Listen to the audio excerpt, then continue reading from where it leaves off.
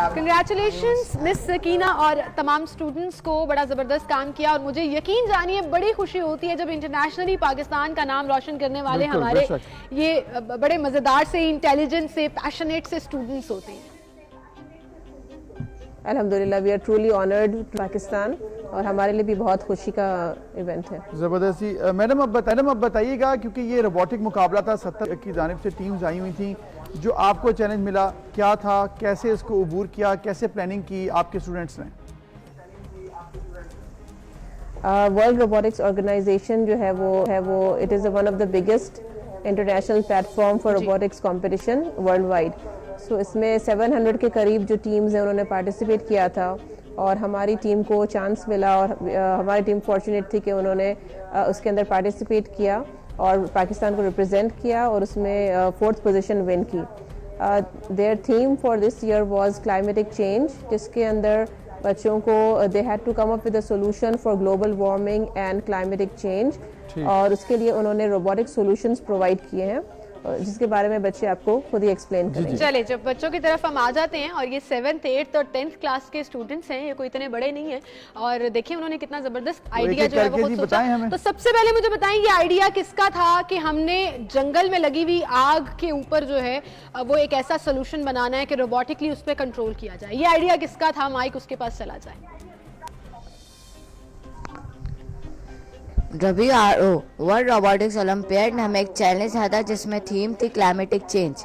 अब climatic change या global warming एक बर्निंग टॉपिक है, तो फिर हमने इसके ऊपर बहुत ही इंटेंस रिसर्च वर्क की। हम इन्हें इंटरनेट पे लोगों के साथ सर्फिंग की, हम अपने टीचर के साथ बैठे उनके साथ डिस्कस किया, फिर जाके हमें ये आइडिया मिला कि वाइल्ड फायर आजकल वाइल्ड फायर में बहुत इफेक्ट कर रहा है। जैसे कि हाल ही में ऑस्ट्रेलिया में एक वाइल्ड फायर हुआ था जिसमें थीम थी क्लाइमेटिक चेंज। ठीक है, तो फिर हमने है ना इस टॉपिक के ऊपर हमारा पूरा प्रोजेक्ट तैयार किया है। ठीक है, तो बताइएगा फिर कैसे आपने प्रोजेक्ट तैयार किया, टीम वर्क कैसे था, किस किस ने क्या क्या किरदार अदा किया? आप लोग उनके पास माइक है और हम सुन रहे हैं आपको।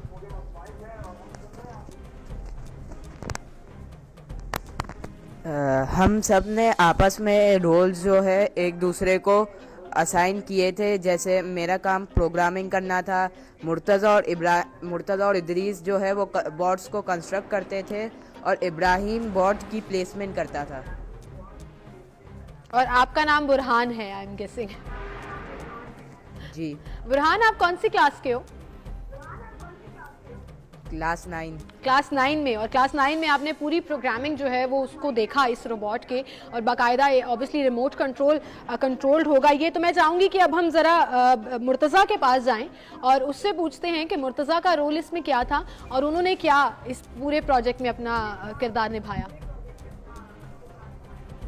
जी, ये वाइल्ड फायर हमारा जो टॉपिक मिला था इसमें फायर एक्सटिंग्विश जब ये करता है फायर स्प्रिंकलर मशीन, तब ये शक्कर मशीन यहाँ पे जाता है वो, और जो कार्बन होता है उसको सक करके जियो थर्मल पावर प्लांट में जाके उसको एमिट कर देता है। अच्छा, जबरदस्त जी। और ये तो बड़े बड़े वो जिसे कहते हैं ना फिजिक्स के लॉज हैं, और बड़ा इंटरेस्टिंग ये टॉपिक आपने पूरा सिलेक्ट किया है कि केमिस्ट्री और फिजिक्स को मिक्स करके ये प्रोजेक्ट बनाया। अच्छा मैम, मैं चाह रहा हूँ कि मिस सकीना या फिर कोई ऐसा स्टूडेंट जो कि आपका जिसमें बुरहानुद्दीन है, हमें ज़रा प्रॉपर एक्सप्लेन कर दें एक दफ़ा स्टार्ट से कैसे होता है, फिर वो जो 4 टाइप्स हैं इसके, किस किस तरह से ये रोबोट जो है वो जाकर जंगल की आग बुझाएगा, क्या वो प्रोसीजर है, ताकि एक ज़रा ईजिली हम सबको समझ में आ जाए और उसको एक्सप्लेन भी हो जाए।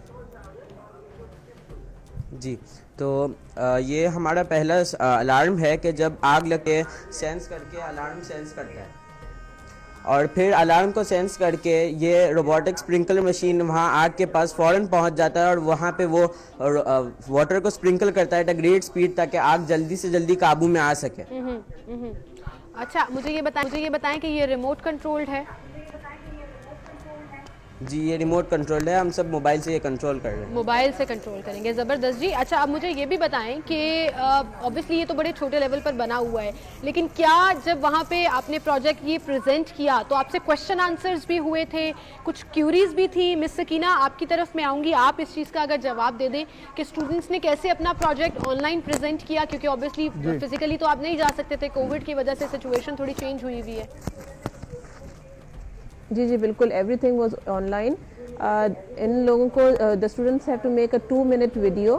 पूरा जो क्लाइमेटिक चेंज में जो जैसे फॉरेस्ट फायर लगता है उसमें पहले कौन सा रोबोट आता है, दूसरा रोबोट फिर उसके अंदर कार्बन डाइऑक्साइड सक करता है, इस तरह से उनको पूरा सीक्वेंस वाइज करना था। ऑटोमेटेड था, उन्होंने प्रोग्राम किया हुआ था पहले से। They were not using mobile phone at that time. तो और उसके बाद जब ये वीडियो हमारी अप्रूव हुई और सबमिट हुई, उसके बाद इनका एक 15 मिनट्स इंटरव्यू हुआ जिसमें इन्होंने डिटेल क्वेश्चन आंसर्स किए थे और उसके बारे में बच्चों ने बहुत एक्सीलेंट जवाब दिए और उनको फिर क्वालिफाई किया इन्होंने। Very nice.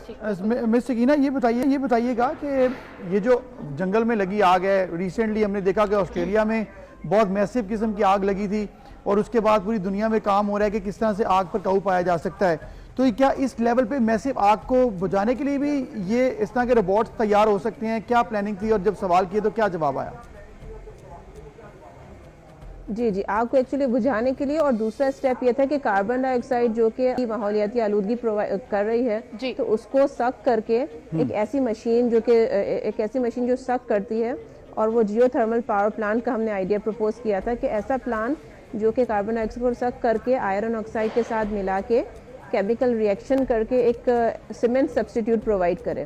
और जो सीमेंट सब्स्टिट्यूट है तो वो ऐसी चीज़ है कि वो सीमेंट से ज़्यादा मजबूत है। तो जब ऐसे माहौलियाती जैसे आफात वगैरह आती हैं, कुदरती आफात, तो इसमें ये बहुत जल्दी ब्रेक नहीं होती हैं सारी बिल्डिंग्स। इनसे अगर आप कंस्ट्रक्ट करेंगे तो ये बहुत ज़्यादा मजबूत और बहुत ज़्यादा पायदार रहेंगी। बड़ी ज़बरदस्त चीज़ है तो जी। ये है कि जो भी कार्बन डाइऑक्साइड एमिट हो रहा है उसको फायदेमंद चीज के अंदर कन्वर्ट कर किया। I think that's what we call sort of recycling, कि कुछ एक फालतू चीज जो ऑब्वियसली हमारे एनवायरनमेंट को खराब कर रही है उसको कुछ प्रोडक्टिव चीज में कन्वर्ट करके हम अपने एनवायरनमेंट को बैक करें। तो ये आसान अल्फाज में डेफिनेशन है इस पूरे दूसरे प्रोजेक्ट की जिसका आप जिक्र कर रहे हैं कि वो प्लांट बनाया। अच्छा, मुझे स्टूडेंट्स से ये पूछना है कि इस कंपटीशन में पार्टिसिपेट करने के लिए तो डेफिनेटली उन्होंने मेहनत की और सिर्फ 2 हफ्ते में ये रोबोट तैयार किया, बट इन जनरल क्या स्कूल में ऑलरेडी प्रैक्टिकल कामों के ऊपर या खास तौर पर रोबोटिक्स या इसके अलावा और जितनी चीज़ें होती हैं ऑलरेडी काम किया जा रहा था इस पर? जी हमने इसके अलावा भी बहुत प्रोजेक्ट्स पे काम किया है। अच्छा। और हम जी बुरहान बात करिए, आपकी आवाज़ आ रही है। और जी आप आ रही है आपकी आवाज़। जी बोलिए, आपने जो प्रोजेक्ट्स पे काम किया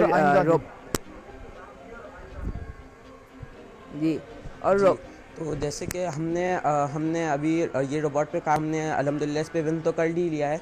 तो फ्यूचर प्लान्स हम FLL में एक जो कंपटीशन है उसमें भी हम पार्टिसिपेट करेंगे। अच्छा। और हाल ही में भी हमने बहुत इंटरनेशनल और नेशनल कॉम्पिटिशन्स में पार्ट लिया है। जैसे कि इंटरनेशनल में सैम लैब्स का कंपटीशन था जहाँ पे हमने फर्स्ट पोजीशन हासिल की। फिर हमने नेशनल में हमने गैजेटियर कंपटीशन में पार्ट लिया और फिर हमारा हीरो बॉट्स कंपटीशन था जहाँ पे भी हमने पार्ट लिया और हमने पोजीशंस हासिल की। और मैं इसमें ये ऐड करना चाहूँगी कि रोबोटिक्स एजुकेशन जो है हमारे स्कूल का हिस्सा है और इसमें बहुत शुरू से प्री प्राइमरी लेवल से बच्चों को पहले जैसे ब्लॉक्स के मॉडल्स कंस्ट्रक्ट करना सिखाते हैं और उन फिर जब वो सेकेंडरी लेवल पे तक जाते हैं तो उन्हीं रोबोट्स को उन्हीं मॉडल्स को प्रोग्राम करना सिखाते हैं। तो शुरू से इनकी जो है primary level grass root level से इनको रोबोटिक्स एजुकेशन दी जाती है और स्टेम एजुकेशन जो है वो इनके करिकुलम का परमानेंट हिस्सा है। तो इससे बच्चों की बहुत ज़्यादा क्रिटिकल थिंकिंग और लॉजिकल रीजनिंग ये सब चीज़ें बहुत ज़्यादा अच्छी तरह डेवलप हो रही हैं। बिल्कुल ठीक कह रही हैं आप मिस। और मैं एक चीज़ ज़रूर ऐड कर दूं, मैं हमेशा जोर देती हूं कि आप थेरी से ज़्यादा प्रैक्टिकल के ऊपर ग्रास रूट लेवल से काम करें तो लोगों की जो बच्चों की प्रोफेशनल अप्रोच है टुवर्ड्स देयर करियर वो बहुत क्लियर हो जाती है। ये जो प्रैक्टिकल एक्सपोजर है ना that teaches you a lot of things. Exactly, बहुत ज़बरदस्त काम किया जी आपने और आपके स्कूल ने पाकिस्तान का नाम रोशन किया है। Wish you best of luck, आइंदा भी आने वाले दिनों में, महीनों में, सालों में आप इसी तरह पाकिस्तान के लिए बेहतर काम करें, नाम रोशन करें। बहुत शुक्रिया मैडम सकीना आपका, इदरीस, इब्राहिम, मुर्तज़ा और बुरका और आपकी टीम का कि आपने जबरदस्त काम किया। Thank you so much ji.